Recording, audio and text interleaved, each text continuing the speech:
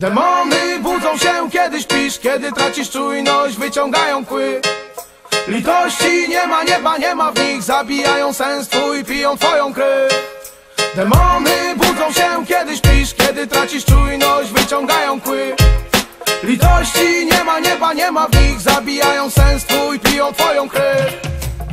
Żyjesz w tym małym świecie reklamy i dóbr, oglądasz go przez zamknięte oczy.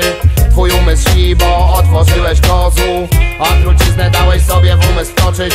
Podstawą wiedzy o tym, co otacza cię, jest podawana przez media propaganda. Znajdź czas na wsłuchanie w siebie się.